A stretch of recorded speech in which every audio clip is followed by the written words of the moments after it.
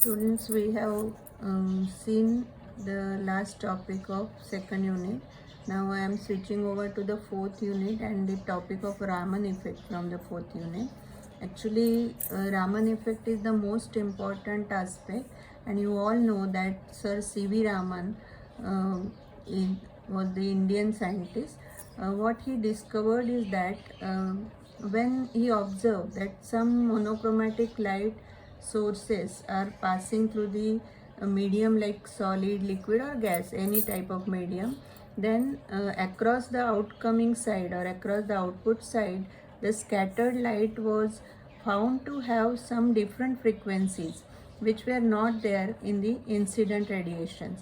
Means the frequencies of the scattered radiations were greater than that of original one and lesser than that of original one.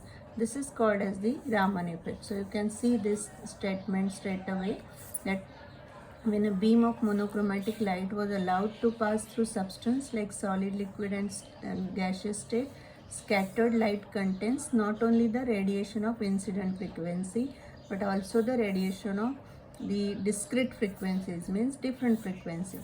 Now when this fact was observed, actually it was required that the instruments for observing this fact were also very good instruments, and in that it was observed that these two types of lines having greater frequency and lesser frequency could be studied in terms of wavelengths also. I hope you know the relation between wavelength and frequency. Wavelength we used to write as what? Lambda. So lambda in C is equal to or you can say nu is equal to C by lambda, where we can understand that frequency and wavelength are inversely proportional. So whatever we have discussed here, the same thing is put forward in different aspect here, that we have the lines with greater wavelength. Now these greater wavelength lines are the lines with lesser frequency. So every time whenever we will talk about the lines with greater wavelength, remember that the frequency is less, because wavelength and frequency are inversely proportional to each other. So see here, the Raman lines having wavelengths greater than the original, incident means original wavelength, are Stokes lines, and the lines having wavelengths shorter are anti-Stokes lines. It was observed that the Stokes lines and anti-Stokes lines were those were available on both the sides of the original line, that you can see in terms of frequency also, where frequency is less on one side and greater on the other side. And this difference in frequency, that is delta nu, this is not V, this is nu, or you can consider F. So delta nu is nu in nu I minus nu S, means nu incident minus nu scattered. So if your incident frequency is greater, then this thing will be positive, and if this will be scattered will be greater, then this thing will be negative. So obviously delta nu is positive for Stokes lines and it is negative for the anti-Stokes lines. When the Raman effect was studied, there were certain points, and those points were considered in terms of this particular following notations.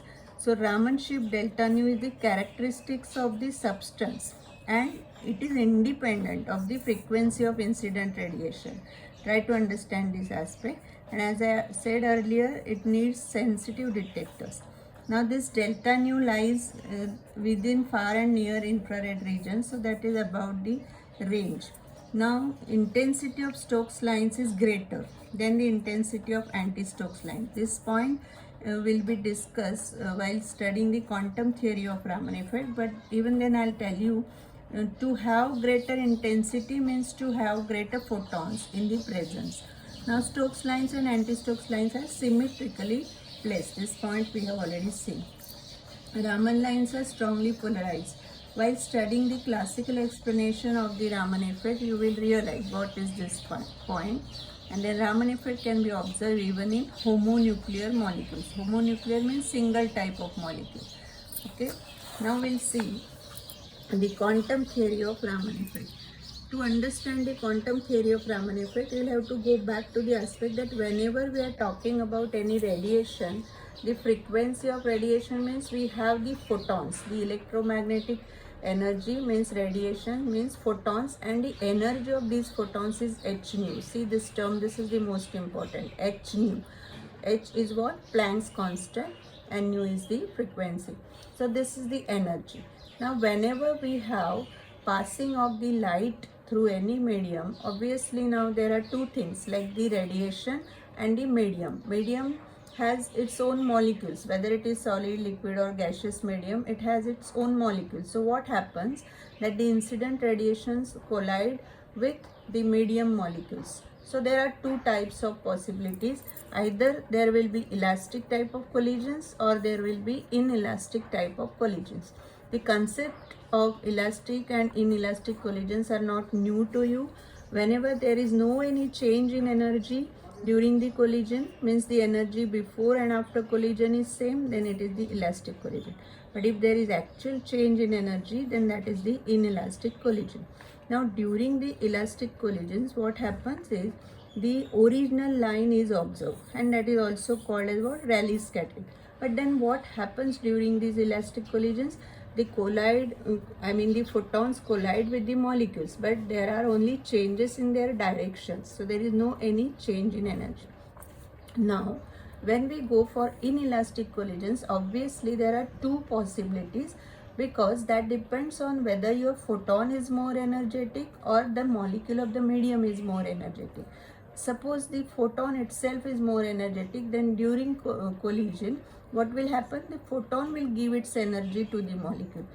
If not, if the molecule is in the excited state and it is more energetic, then the molecule will give energy to the photon. So depending on that, we can see what exactly happens during the energy, that is delta E. So if the scattered photon has energy h nu minus delta E because of reduction in its own energy, then this will be its frequency, and that gives rise to Stokes lines. So frequency is lesser now, frequency is reduced, so your wavelength is increased. That is Stokes lines. On the other hand, if exactly opposite situation takes place and the molecules are in the excited state and giving energy to the photon, then your photon frequency will be this. It is added up over here, and then the wavelength will be reduced. So these are the anti-Stokes lines. I told you earlier that the intensity point will be clear, so it is given here. What happens is, normally, in general, there are more molecules in the ground states. So the first type of situation is more likely to happen or more probable to happen. In that sense, the intensity of Stokes lines is more. Now this is very clear from the quantum theory, but to go with the classical theory of Raman effect, you will have to consider the similar aspect first. Consider that the electric field is applied.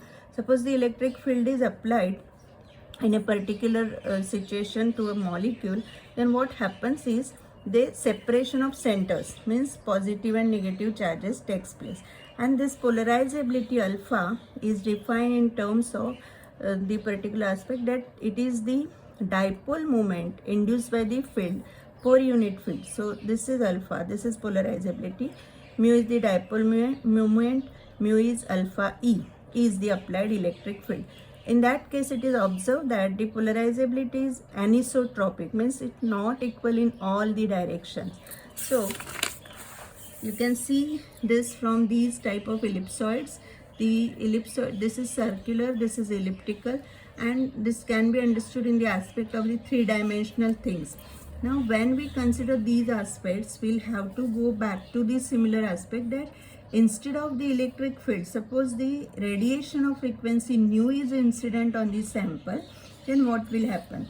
This is given in terms of the field like original is E0 sine omega t. Omega is 2 pi f or 2 pi nu. So it is E0 sine 2 pi nu t. So mu is alpha E. We have just substituted E over here. Now there are various types of motions like the vibration, rotation. So the effects are also because of vibration, because of rotation. When we consider the effect of vibration, then here alpha is considered in terms of this alpha 0 plus beta sine 2 pi nu, this is t. Now when we consider this along with the vibrational concept, then see here we have to substitute alpha and E. So this is your alpha and this is E, and it is solved to get this type of situation where it is clearly given 2 sine A sine B is cos A minus B minus cos A plus B. So that concept is utilized. I mean that formula is used over here. Finally, what we get over here, that once we get the frequency nu minus nu, and once we get is nu plus nu. So this is your original frequency.